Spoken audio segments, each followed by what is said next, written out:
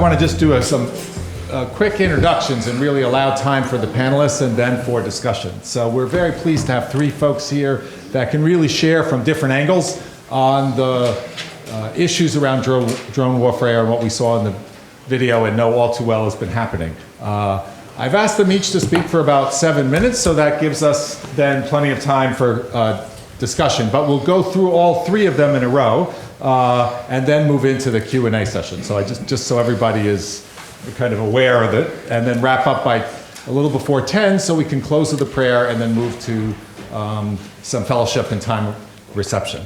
So speaking first will be Christopher Aaron, and I'll just say a brief bio for each one as they start. So Christopher's a former counterterrorism officer for the CIA and Department of Defense. He's worked primarily in the Predator drone program and satellite reconnaissance. Twice he deployed to Afghanistan and Iraq between 2006 and 2009, serving as a liaison with the military special operations and intelligence community in Washington, D.C. He quit intelligence work in 2009 due to ethical concerns with the trajectories of the war, and he currently lives in Boston, Massachusetts. Please welcome Christopher. Thank you. Thank you very much for having me tonight. Just so you know, this is the first time that I've seen this documentary. I worked on that exact program. I have previously refused seeing it because it felt a little bit too close to home for me to go there, but I felt like tonight I wanted to be on the same page with you all. So again, thank you for having me. I did work only for 5 years in the intelligence community, including several years at the CIA on their drone program. And as was said, I deployed twice to Iraq and Afghanistan for 6 months each with this program. I am working with Brandon, and I'm very thankful for Brandon, who you saw in the documentary, because if it wasn't for him coming forward about 2 years ago, I would not be here today. So I'm very thankful for him and some of the other people that are now speaking out about the program. These are not the precision killing machines that Bush and Obama both claim that they are. I've seen that with my own eyes, both in Langley, outside of Washington, D.C., and in Afghanistan. The numbers of times that we would target senior Taliban and Al-Qaeda members and kill them, yes, there were a number of times. And if you want to define the program's success by those kills, then we had a number of successes. And when you grow up in the 9/11 generation, as I would consider myself, I was in college during 9/11, it's very easy to get caught into the Kool-Aid and the groupthink when that's your first job out of college. But if you want to take a broader scope and look at what we are really doing in the area, the number of times that we would drop a Hellfire missile on someone, and then the next day as we were observing with the predators, and we would see, as opposed to one coffin for the target that we were killing, we would see 2 or 3 or 4 coffins being carried through the streets. And we could see that with the predators. The number of times that would happen were not insignificant. And so for myself, I reached a point in 2009 where I started to realize, one of the speakers in the documentary spoke about this, I'm forgetting his name right now, but he mentioned this idea of continuous warfare. And I started to see that we were absolutely sowing the seeds with every kill, whether it was an official target or an innocent casualty. We were sowing the seeds for the next round of people to hate us. And just one specific example, we would often target senior Taliban members, especially along the border of Pakistan and the eastern provinces. And they would be associated with the Taliban, and we would follow them for anywhere from a couple of hours to a couple of months. And they would be associated with these madrasas, these religious schools. And the leader of the religious school associated with the Taliban, we would see him, he would take his group of young boys, usually between 8 to 13 years old, and they would go out into the field, and we would watch them, and they would sit in a circle around the teacher in the center. That's how we knew he was the teacher. Similar to how in the United States, children would go out on a field trip and sit around the teacher, and we would target this individual, and we would shoot a Hellfire missile at him, whether it was a few hours later or that night. And I just started to realize, if you can imagine from the perspective of the children who are being taught that they are at war with the West, they are at war with the United States, and suddenly their teacher is blown up either in front of them or down the road overnight. And so suddenly the entire prophecy is true. Everything that the teacher has said is true. And so I began to see this aspect of things at the same time as I was being told by my military leaders, by the politicians, that we were fighting this next good war. And so, again, I resigned in 2009. And I really resonate, just to close, with that idea that was mentioned in the documentary of perpetual war. And I think we need to be really careful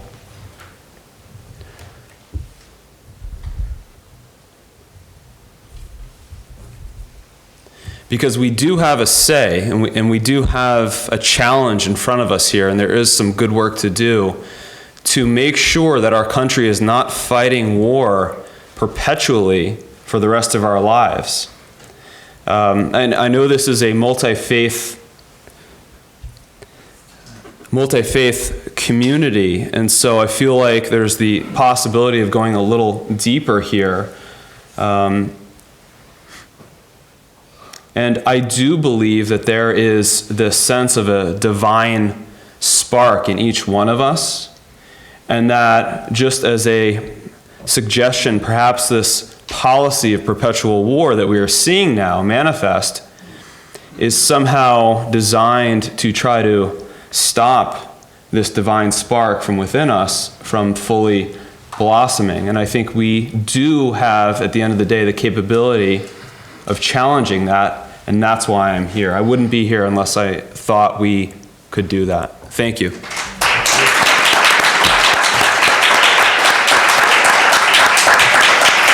Christopher, thanks so much. We'll now turn to, I've got to get my notes here. Kambale Musavuli is with the Friends of Congo. He's a native of the Democratic Republic of Congo, is a human rights activist, student coordinator, and national spokesperson for the Friends of the Congo.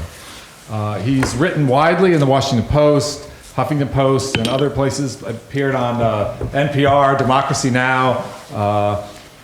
He's been featured in documentaries. And he continues to tour the United States, Canada, and Africa, speaking to university students, religious groups like ourselves, global leaders, community organizers, you name it, to generate support for the people of the Congo and to educate the global community about the challenges that the Congo faces in order to mobilize support for organizations inside the Congo. Musavuli has served as a research consultant for a number of film projects, socially responsible investor groups, as well as government agencies. His ultimate aim is to mobilize the global community to help bring an end to the conflict in the Congo and provide support to the people as they strive to control their enormous natural wealth and build lasting peace and stability in the heart of Africa. Let's welcome Kambale. Thank you.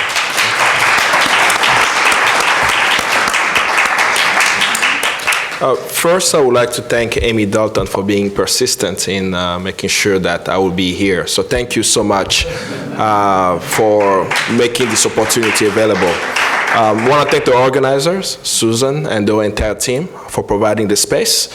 And I think in some of you may ask that we watch a film on drone and there is this guy about the Congo, like what does he have to do with the drone? But before I even get into that, I'm also pleased to see young people in this room. I'm really appreciative of that. The reason I say this is I speak a lot in many communities around this country. And whenever I get into communities, especially around topics that really matter to humanity, my peers are not in the room. And that always hurt me. And my elders who have trained me, who have shared with me the importance of the youth engaging in these activities, have asked me through my work to always watch where the young people are. So we have a mission. So that's why you all are here in this room. And all of us together, we're going to change this world. So let's get directly to the connection of the Congo with the drone. It's beyond the drone. Congo's history has been always a place where the West, specifically the United States, is used as a backdrop for access to mineral resources. In the late 1800s, Congo was a place for rubber. Why rubber and ivory at the time? Because we needed the rubber for the tires of our cars and our bicycle. There was a boom in the car industry and everybody wanted to have a bike, but no one ever asked, where did this rubber come from? Until people such as George Washington Williams, who was an African American, a Civil War veteran, who spoke up. That's why I'm really pleased to see you also speaking up, because many people who have gone into the field, who see what we do to humanity, and who are also humans, say we can't continue that. George Washington Williams did that before. 100 years from now, spoke up and called for the first time what was happening in the Congo in the late 1800s, crime against humanity. He's actually the person who coined that term. And many others mobilized to stop the brutal regime of the Leopold II who controlled the Congo. But that's then. World War I. Congo was important to World War I. We couldn't make bullets without Congo's copper. And under a Belgian rule, we gave access to that copper. World War II, Congo was also essential. Why? We couldn't have made the atomic bomb without the uranium that came from the Chikolombe mine in the Congo, directly from the Katanga province all the way to New York City, Columbia University, and with the Manhattan Project, ended up over on the West Coast in Oakland, where today I actually met the communities there. There is still radiation around the Oakland area. There are communities fighting to remove the waste that they've put in communities of color today in the United States. That's still there. After World War II, right by independence, we had a young Congolese by the name of Patrice Lumumba, who had a vision of a free and liberated Congo. But there was a problem. Congo had cobalt. Congo is the #1 producer. It was the #1 producer in 1960 of cobalt. It is still the #1 producer of cobalt today in the world. Because of him wanting Congo's resources to benefit the Congolese people, within weeks he was deposed, within months he was assassinated with the support of the CIA, Belgium, and Congolese sycophants. But then, modern day Congo, what is it that we are doing there? We need Congo's minerals for these shiny objects that we have. Our cell phones, coltan. Everyone here may have a cell phone, and those minerals, such as coltan, and of course cobalt also is in there, is used in technology industry, aerospace industry, and military industry. Now, some of the things I may mention to you, such as night vision goggles, uses coltan.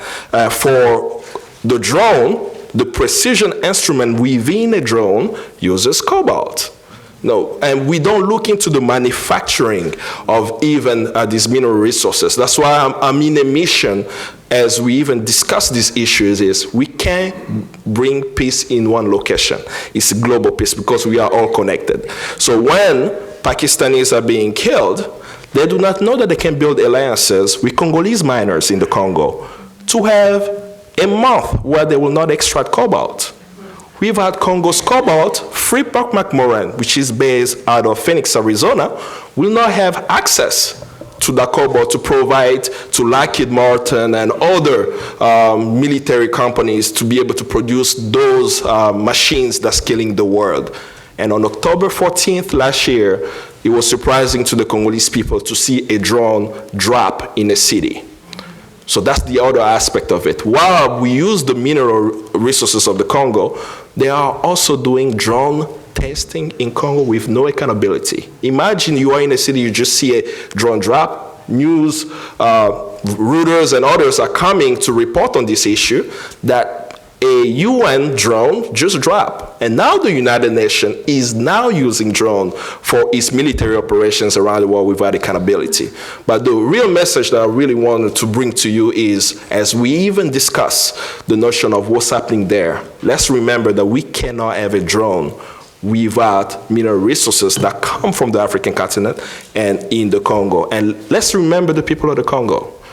6 million people have died since 1996 in that conflict, and they are still struggling and fighting to bring an end to the conflict. And I believe in my lifetime there will be peace in Congo. Thank you.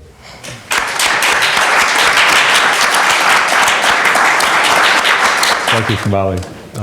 That's a very important connection in that circle of the resources and this perpetual war. We'll now turn to Ray McGovern. I think many of you know Ray. He leads the Speaking Truth to Power section of Tell the Word, a publishing arm of the Ecumenical Church of the Savior in inner city Washington, D.C. And is a former co-director of the Servant Leadership School there from 98 through 2004. He's been teaching there in this kind of informal teaching capacity for over 20 years. He came from the Bronx, so we're trying to get you a little closer to home here by having the thing here at Stony Point. But he came to Washington, D.C. in the early 1960s as an Army infantry and intelligence officer and served as a CIA analyst for 27 years, from the administration of John F. Kennedy through the administration of George H.W. Bush. His duties included chairing the National Intelligence Estimates and preparing the President's Daily Brief, which he briefed one-on-one to President Reagan's 5 top senior national security advisors between 1981 and 1985.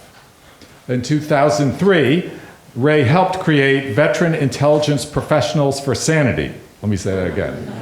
Veteran Intelligence Professionals for Sanity, to expose the way intelligence was being falsified, to justify, at that point, it was war in Iraq. And he continues to speak widely, as many, I think, have heard him speak, both with groups like this and in the media, and writes regularly, and comes from a Catholic background himself, but as I think you can tell, has a very ecumenical and interfaith approach to things. So let's welcome Ray. Thank you, David. Can you hear me all right? You can. Okay, good. I want to give a shout out first to Medea Benjamin, who has arrived here, and I'm reminded of Medea infiltrating the National Defense University a couple of years ago when President Obama talked about drones. And it wasn't really until then, until I fully realized what a phony he is, and what a disgrace to the legal profession. Fifth Amendment, supposed to guarantee us life, liberty. We're not supposed to be denied any of that without due process. He sends his Attorney General to Northwestern University to explain it all, and he explains it this way. Fifth Amendment doesn't say judicial process. It only says due process, and we do We do the due process right here in the White House. Thank you very much. I'm disgraced that the Attorney General was born in the Bronx. Now, just yesterday, President Obama gave an address at another law school, University of Chicago, where he used to teach. And he started with a joke. He said, you know, he really doesn't like the counterterrorism approach that he's forced to do. He'd much rather fight terrorists with Marvel Comics superhero Iron Man. Isn't that funny? The report goes on. Turning serious, Obama said, I just mean I wish that the tragedy of war did not end up creating circumstances where we, wielding kinetic power, isn't that neat? Kinetic power, okay? It's not violence, it's just kinetic power. Well, we, yielding kinetic power, don't end up hurting somebody that shouldn't have to be hurt. But, you know, it's war, folks, and people get hurt. Now, he didn't say that last part, but that's the implication. That's the bad news. Now, you see, I'm kind of going back to my email list, and the good news is this. If I can get it back here. All right, I can't get it, but it's a report out of Rammstein. Ohne Rammstein geht's nicht, mit dem Drohnenkrieg, okay? Without Rammstein, you can't do a damn thing with drones. Why? I don't know, it has to do with the curvature of the Earth. And anyhow, the satellite up there is guided from Rammstein, and anything that happens in the Middle East is guided through that Rammstein, and that's why you can kill somebody in 3 seconds. 3 seconds. Otherwise, it'll take, 5, 10. You might miss them, okay? So, Code Pink is there now, huh? Code Pink don't quit, okay? And we can't quit. I'm going to be in Rammstein on the 10th of June when there's a really big rally, and I'm privileged to be asked to speak there. I have lots more to say, we all do, but I want to maybe just, we're supposed to be faith-based here. I want to read 2 things, and one is, right after 9/11, when, as you all have heard 100 times, everything changed, right? The Constitution, our moral sense, revenge replaced decency, all right? And our co-citizens have been immensely deceived by what I call the fawning corporate media. They don't know what's going on. That's a big task for us to do. Right after 9/11, South African Methodist Bishop Peter Story, who was chaplain to Mandela in prison, he spoke out. He's been here many times. I've met him here. It's been my privilege. He said this: we in South Africa had obvious evils to engage. You Americans, you have to unwrap your culture from years of red, white, and blue myth. You have to expose and confront the great disconnect between the kindness, compassion, and caring of most American people and the ruthless way American power is experienced directly or indirectly by the poor of the earth. You saw them in that film. You have to help good people see how they've let their institutions do their sinning for them. And I think we've experienced that. All around the world, there are those who long to see your human goodness translated into a different, more compassionate way of relating with the rest of this bleeding planet. It's really up to us, folks. They ain't nobody else. The last thing I'll do is quote from Thomas Merton, whom some of you know is a prophet in his own right, died at an early age. And he wrote something really poignant about how you kill people. And this was This is way back in 1962, 63, and what he wrote was this, a poem. It was really an anti-poem. It's spoken by the commandant of a Nazi death camp. The title? Chant to be used in processions around a site with furnaces. Merton's chant proceeded matter-of-factly through the speaker's daily routine of genocide to these concluding lines, quote, "Do not think yourselves better because you burn up friends and enemies with long-range missiles without ever having seen what you have done. Do not think yourselves better because you blow up people with long-range missiles, drones if he were here today, without ever having seen what you have done." Now, last thing I'll say is that Christopher here indicated something really, really powerful, and that is that I've learned in my later years here that whistleblowing is contagious, okay? Contagious, right? Without Brandon? Yeah. Okay. That means when we see people like Medea Benjamin, when we see people willing to stick their necks out, I'm on bail from Syracuse, where I got wrapped up for the Jerry Berrigan Brigade we closed down the Hancock Air Force Base for 2 hours in January. So, you know, thanks, I think.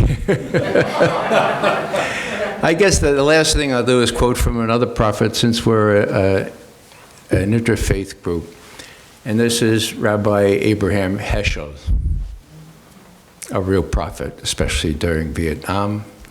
And he said this, he says, you know, it is true. We're not all guilty, but we are all responsible. So let's take up that task, folks.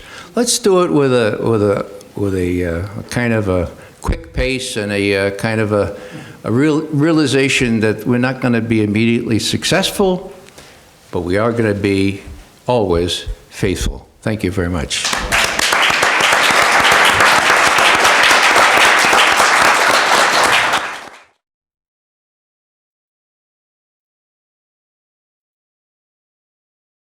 I think you know a couple of people. I know Jack Gilroy and Jim Clune. I believe they were in Hancock with you. My question is this: with all the people going to jail and picketing outside of the Creech and Hancock and everything, is it have an effect on the people that are pushing the buttons, and are we getting more people involved through that? There's no empirical evidence that I know of that any of the airmen or whatever they call themselves are affected in any way. That doesn't mean that they aren't. In other words, there are flyers all over the place. These folks are really, really spirited. They're very imaginative. Our demonstration was the most imaginative I ever participated in. The Catholic workers in Ithaca set it up. 30 life-sized cutouts, wood, of Jerry Berrigan, Dan, and Phil's brother, behind which we stood. We blocked both the entrance and the exit for 2 hours, and we achieved total surprise by using snail mail. Let me leave it at that, and no other communications device. But I can't really answer you. That doesn't mean we shouldn't keep trying. I would tend to agree, and I would just add on to that, from the operational side, the diffusion of responsibility within this program is so massive, it's bigger than I even know. And so I would say that, for example, the people who you saw in the documentary who were aiming the joysticks and who feel a burden, From my office, we were the ones telling them where to aim the joysticks. And then there were several other offices coming together, telling us what we should be processing to tell the people where to aim the joysticks. There are the people creating the bombs, the missiles, the drones, the people servicing the drones, et cetera, et cetera. So I would say who is really responsible and who are we trying to reach? I don't have the answer to that, but it's massive at this point, and it's more than just the Air Force enlisted guys who are aiming the joysticks.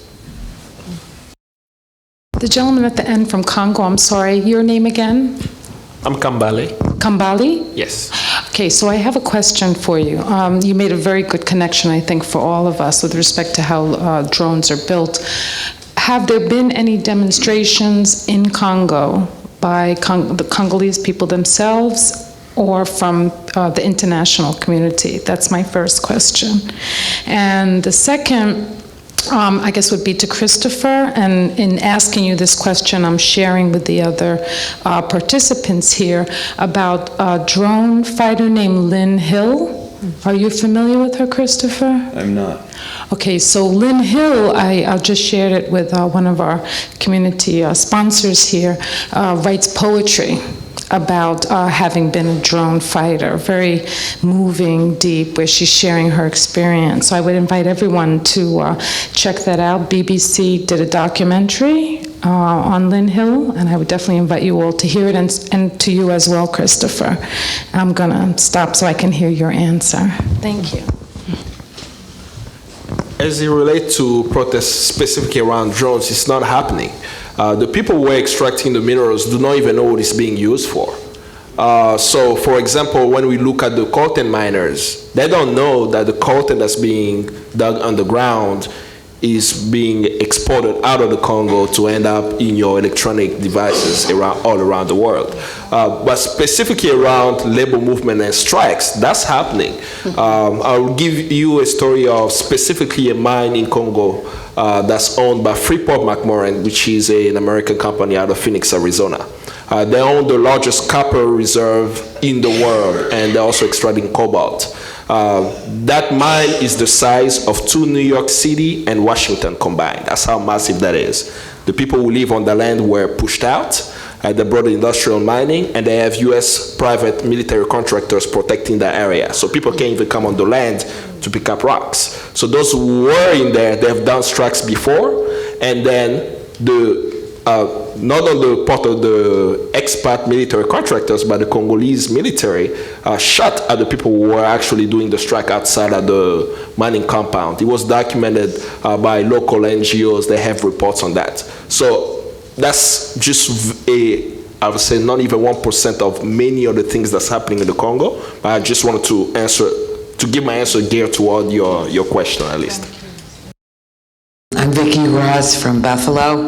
I just wanted first to thank you all for your work and your words. It's so important, and it's very wonderful to be here with you all. I want to especially ask you, Christopher, Chris, as I understand that some of the, well, first of all, whistleblowing is so hard and takes so much courage. As you said, it's contagious, and that is why it gets squashed like that. So I heard something that for some of the drone operators who were standing up as Brandon and you, that people's checking accounts or something are getting frozen or things like that. Would you be willing to talk about any of that? Sure.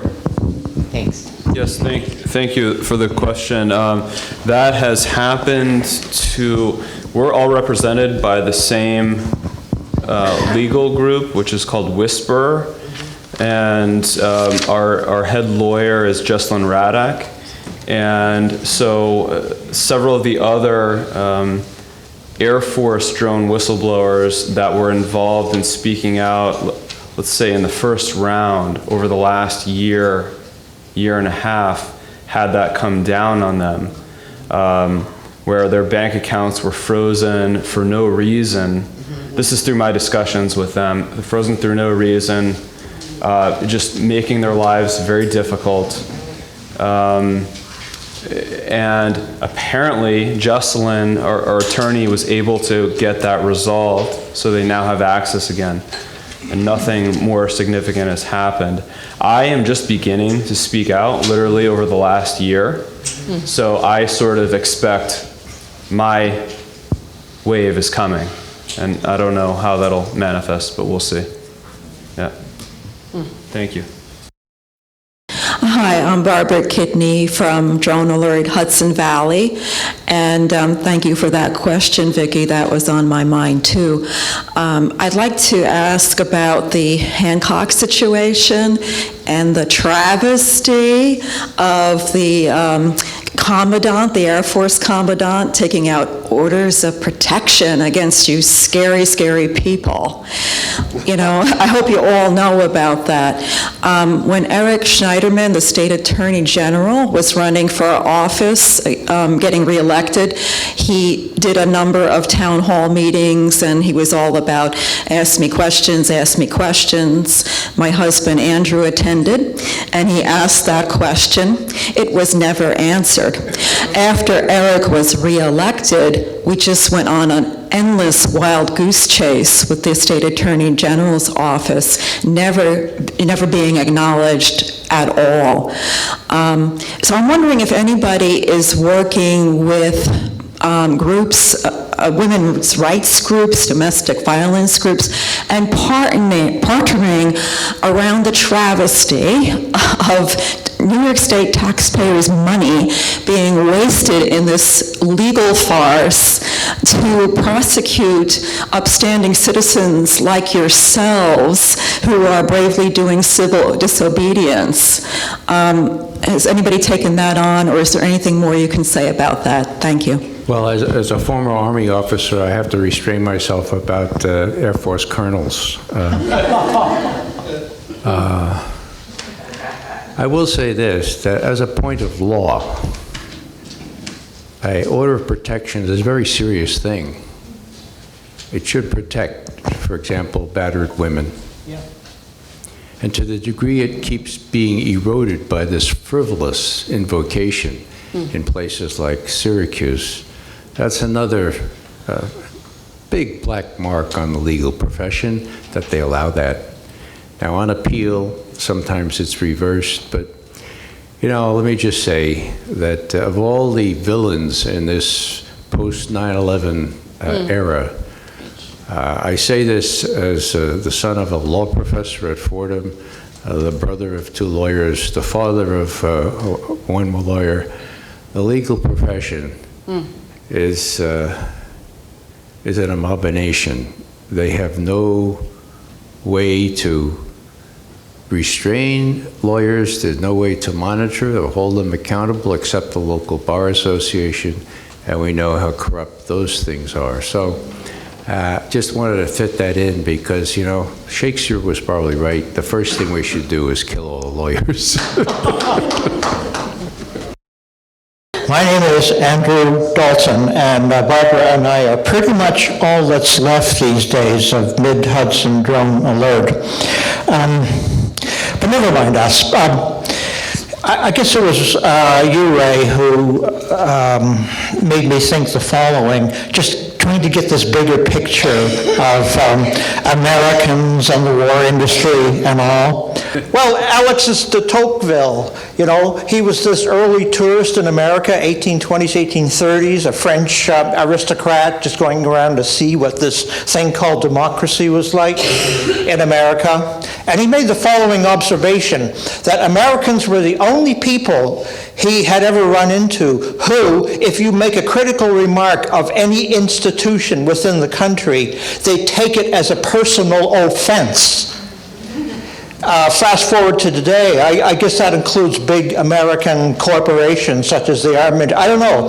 It's just painfully easy to wrap oneself with the American flag and get people to rally behind it, whatever is going on. I mean, you know, 9/11 sort of proved that. Comments, please. Yeah, I'll be very brief. I think that this prompts a comment that we need to reflect on, and that is the whole American experience is suffused in racism. That is our original sin. We talk about the Native Americans who were here long before we were. Talk about the African Americans brought here in chains. It's a terrible record. And you saw it tonight. You saw it in that film, all right? Do you think it would be as easy to do things to those folks if they look like us? No way. Why is it that we call Vietnamese communists gooks? What do we call Arab terrorists camel jockeys or towelheads? Is to subhumanize them, to make them marginalized and be able to kill them. This is a serious, serious question, and I just have to relate one report that actually appeared in the Washington Post, atypically. At one point when there was a drone strike that killed a couple of families, General Petraeus was called into the president's office in Kabul. Karzai was the president. And after he got finished with Karzai, the people who were in there with him, the Afghans, told this reporter for the Washington Post that it was unbelievable what Petraeus said. He said, Mr. Karzai, don't you think these parents were capable of doing this to their own children to blacken the United States? That's what he said. And Petraeus threw him right out of the office.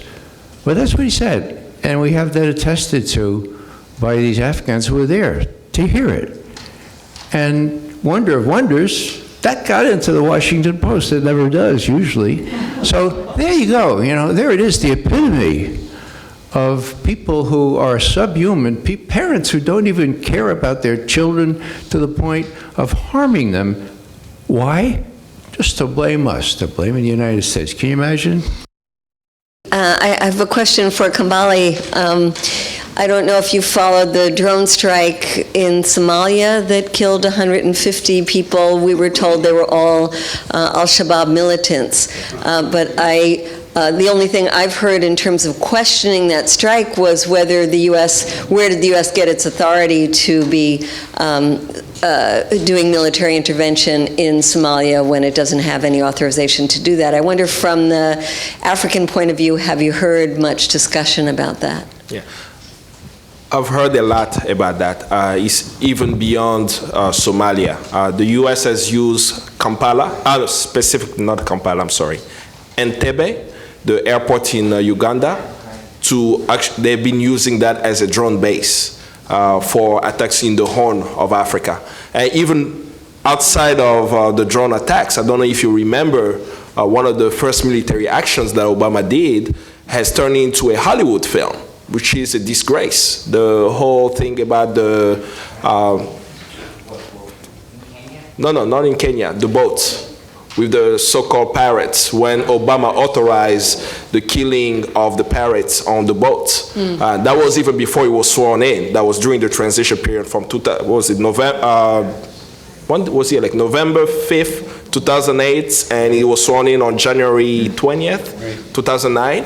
So during the transitional government, President Obama authorized the killing of the so-called Somali pirate. So the U.S. has been very engaged on the African continent with military drones, with also the military. They are actually making Africa the next target for the so-called war on terror.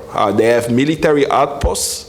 They call it outposts. I call them military bases. The reason why I call them military bases is when I'm speaking to people in Kisangani who are telling me American soldiers are making the prices of food here expensive. I'm saying, how many are there around there? Oh, it's hundreds of them. I say, what are they doing in Kisangani? Right? It's a town, there is no conflict and war. And same thing is happening in South Sudan and so on, all there. But the problem that we're facing in Africa is some of the leaders that we have do not represent the will of the people.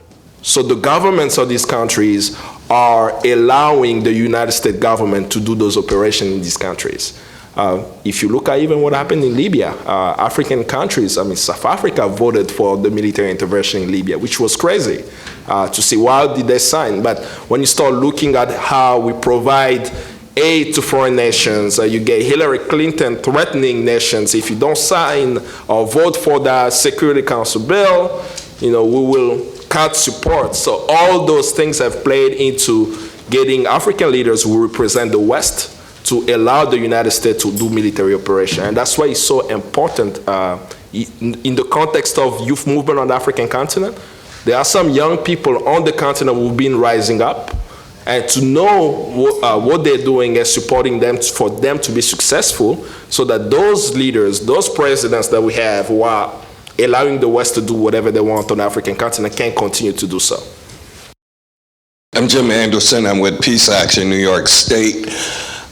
My question to you, as we try to awaken the consciousness of the greater masses and to stir them into action, I'm wondering what your thoughts are as to the impact of the commercial use that helps to keep them kind of blunted in the reality of what's really going on.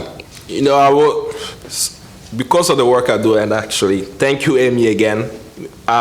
Connected again with Amy in Ferguson. So I spent some time there, about 6 months in Ferguson. And what was really interesting, the reason even why I went there is I refused to listen to what the media was saying about what was happening. And I connected really with that struggle. But I was shocked to see military equipment in Ferguson. So I know people are understanding it now, may not be around the drones, but specifically when I'm speaking to the youth of Ferguson, they understand what militarism is because they actually lived it.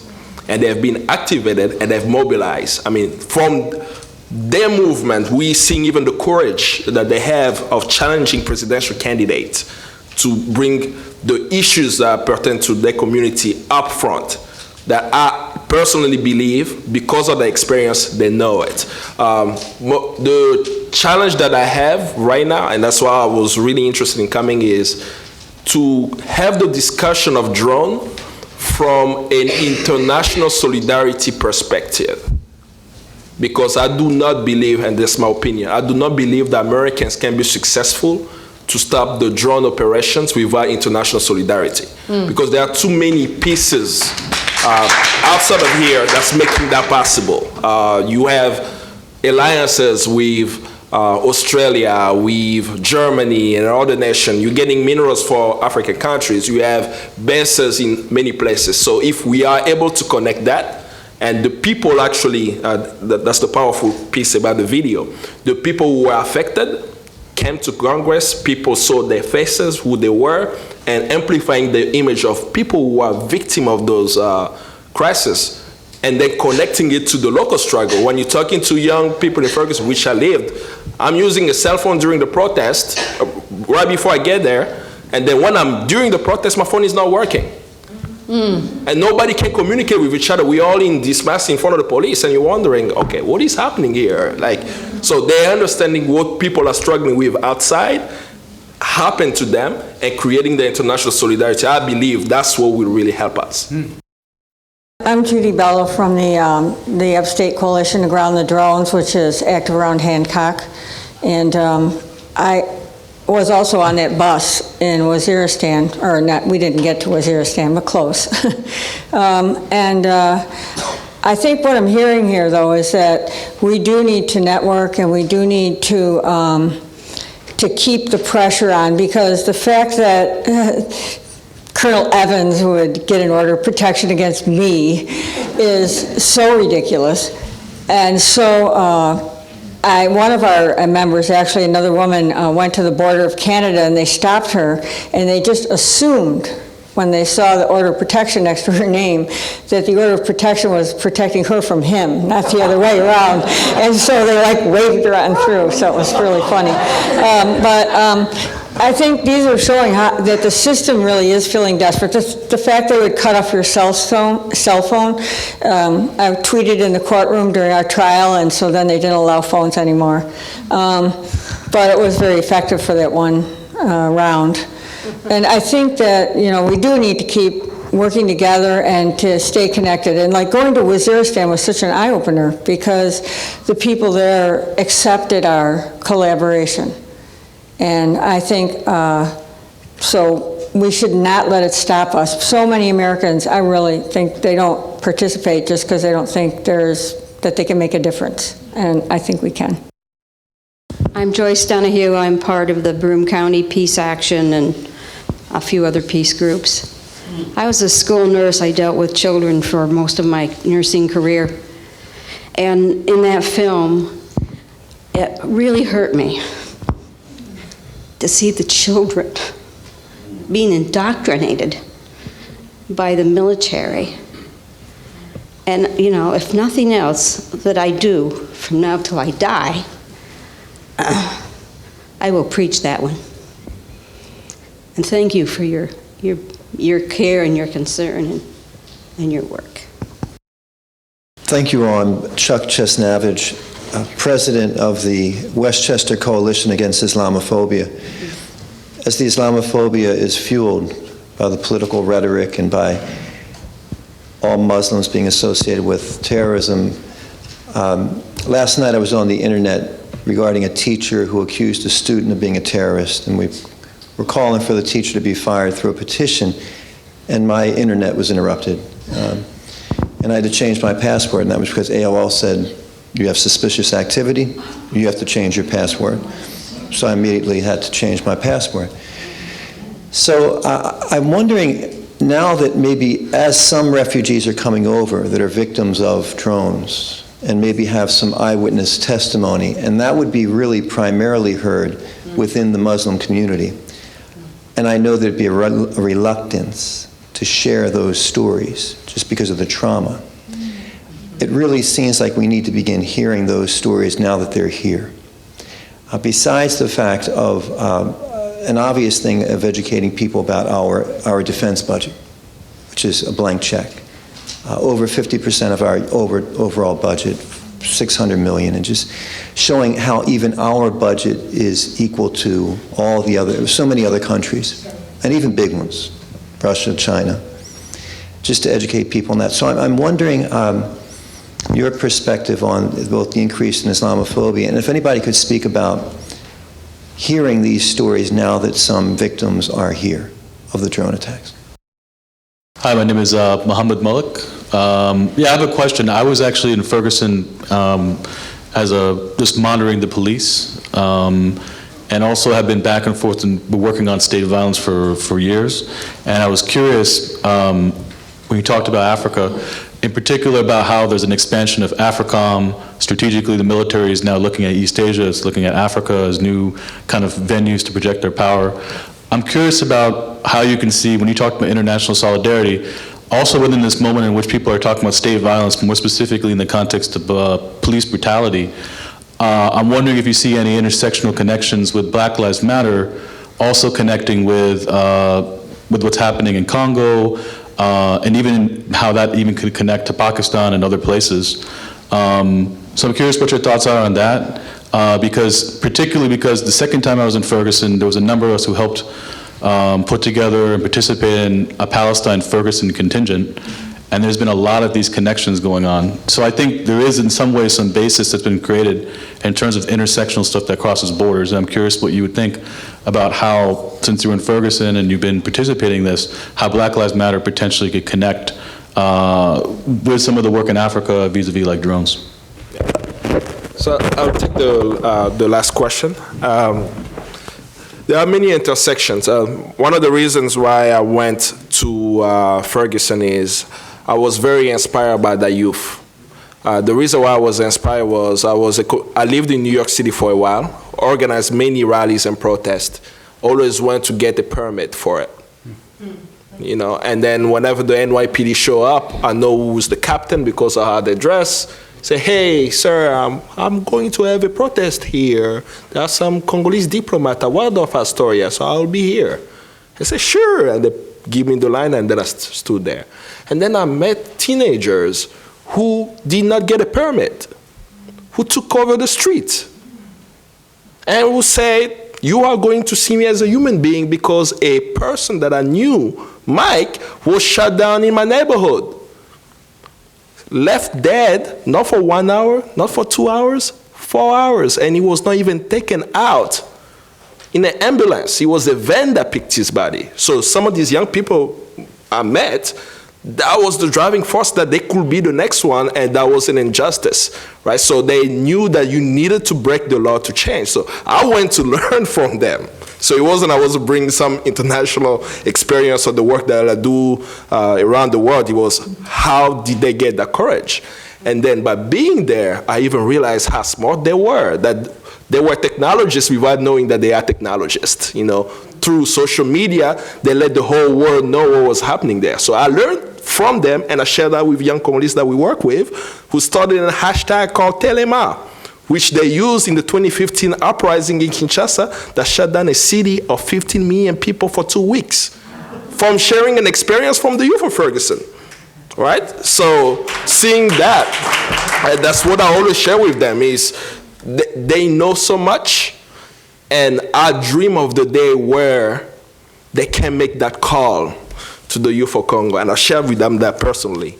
Make that call to the Congolese youth to do a rally and shut down the U.S. Embassy and say, until you treat black people right in your country, you can't have an embassy in the Congo.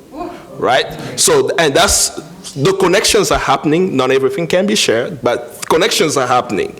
It's going to take a while, and this same connection happened 50, 60 years ago. What has been the advice from the elder is, if we've done this 50 years ago, that we had a young man by the name of Malcolm X in Harlem who understood the international solidarity, what actually happened to the movement that the young people of that time were not able to pass it on, so that we don't commit the same mistake now? So that's been more sort of discussion about, yes, we're going to create a connection, and let's make it lasting so that we don't keep repeating that every 50 years.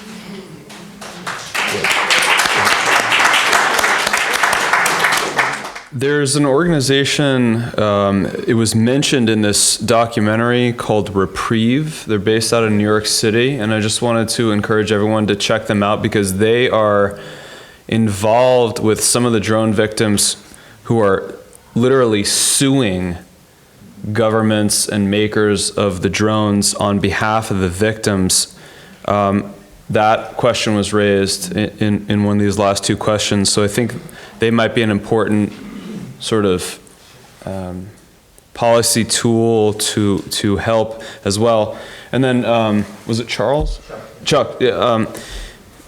My take on the extraction of wealth, the extraction of all of our resources that is being taken from us as a society, and then to make matters worse, not just destroyed, but destroyed in such a way so as to destroy others. It's a double destruction that we're seeing. I've actually come to, both through seeing with my own eyes, for example, on the bases, the one thing that I can say that was improved in Afghanistan from 2006 to 2009 was the infrastructure on the bases, the number of McDonald's, the number of Burger Kings, the smoothness of the roads, the bathrooms, and at the same while, all the people who are doing this work, the locals who are brought onto the base to do the work, have rifles just pointed at them the entire time while they're doing this work. And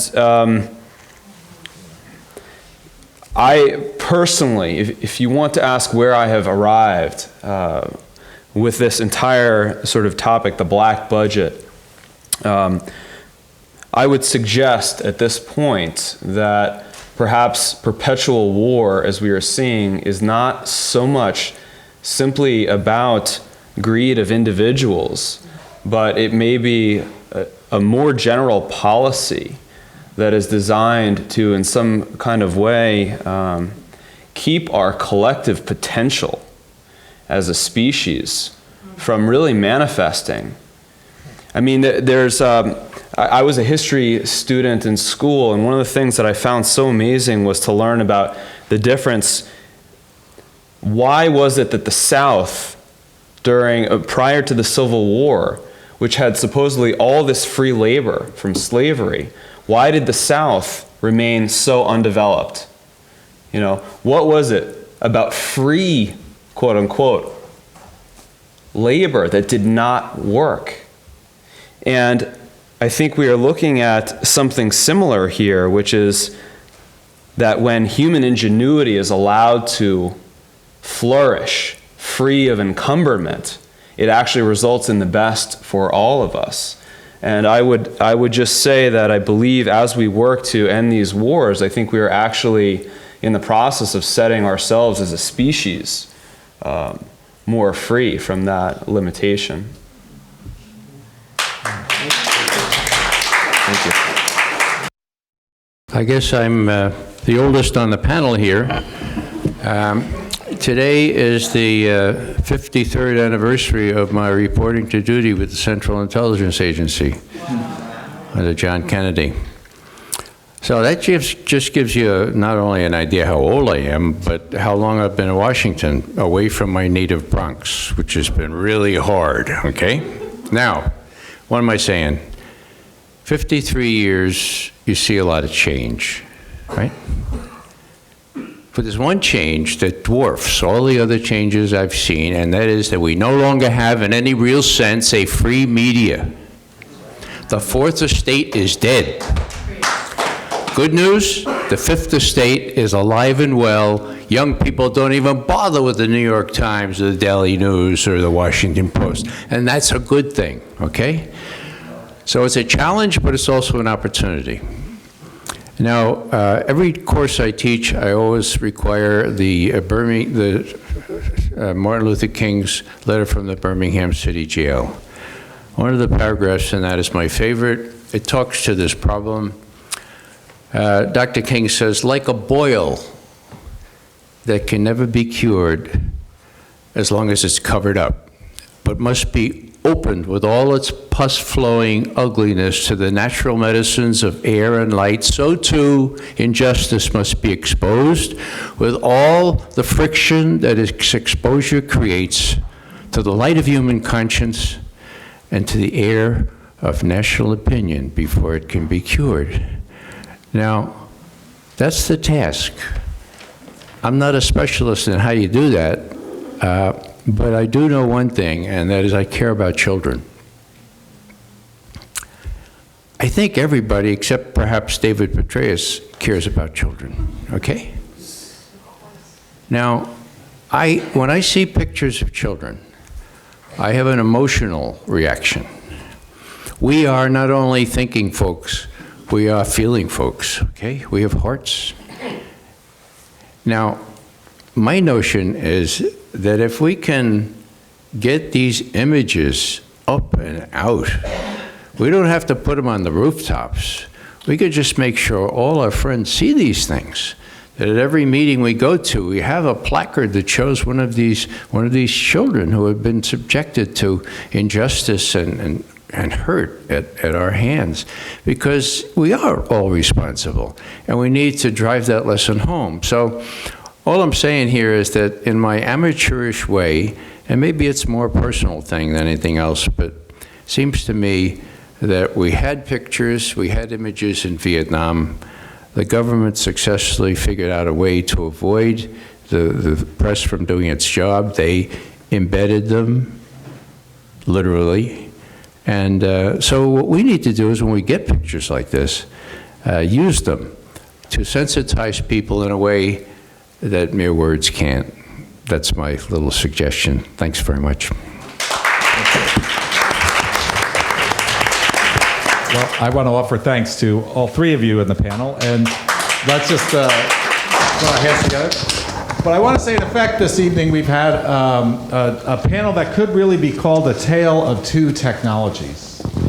If you've noticed, we were looking at the issues of war and violence and human conflict through the drone as this smart technology, as a technology that leaders feel is the technological solution to deep conflicts and in the world. And yet here were three practitioners of a very low-tech approach. It's called the whistle. we have 3 whistleblowers that, whether they were exposing minerals and conflict minerals and the situation in the Congo and the use of resources, or Chris in terms of the operator of this high-tech thing, and Ray in terms of the intelligence community and the work that he did, and now exposing that, maybe the challenge this panel has put forward to all of us is, where are the whistles that we need to break the silence in our own communities, with our religious institutions, with our own local political leaders, whether it's at Hancock or other, and I know there's a lot of whistleblowers out here. So we may not all have our whistles at the moment, but I think the challenge you've started us on tonight is to become those community of whistleblowers, to take that out around the country, to put an end to the horrors of the drones that have suffered, too many communities have suffered from. So let's once again give our thanks to our 3 panelists here.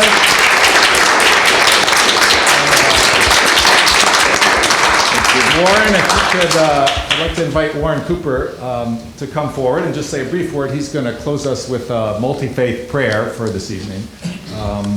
He's a performing artist and producer of music media ministry. He's a radio broadcaster, a jazz musician. He's a proud member here of the Community of Living Traditions at Stony Point. And he'll also be the MC at our closing dinner event tomorrow evening. So Warren, thank you for bringing us together now in a moment of prayer. Thank you. Another hand for all of these distinguished folks.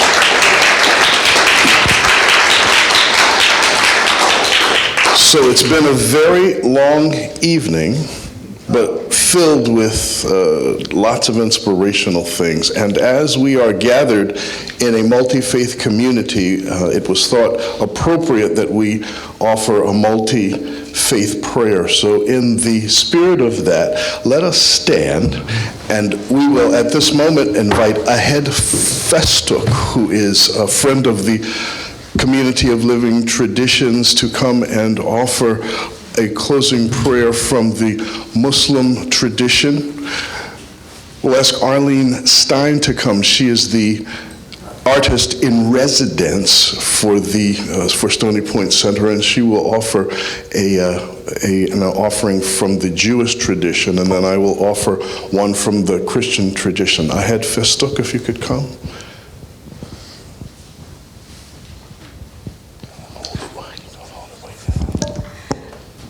Hi everybody. I can't speak Arabic very well because now I learn English. I am from Syria. I'm activist. I came to here before 5 months ago. Thank you so much for this event. It's very, very beautiful. Can anybody help me?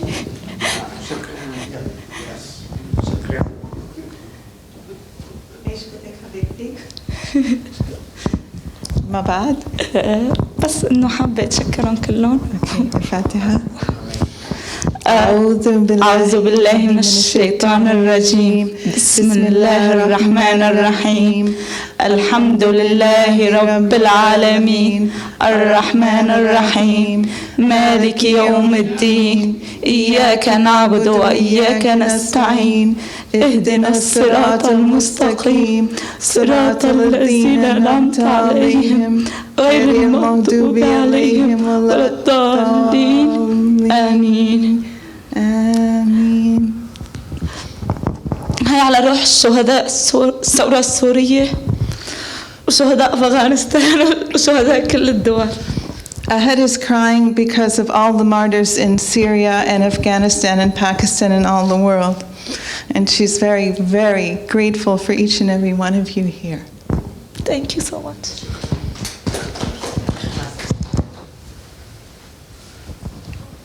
This is Arlene Stein, who is the artist in residence.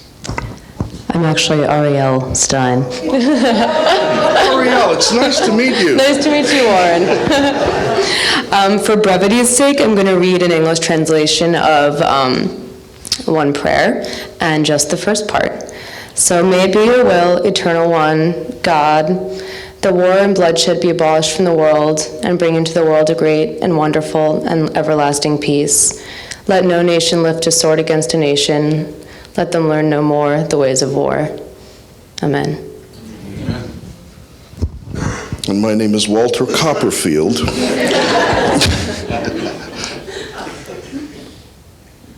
Let us unite our hearts in prayer. God, we are mad. We're scared. And we are gathered to do something about it. Bless us as we join our spirits and our hearts and our minds to conceive of how it is that we may be together in our faith to truly make a difference. Bless us as we find the power and the strength and the courage to let our whistles blow, that freedom will also. In the name of all that is holy in the Christ, let us all say together, amen.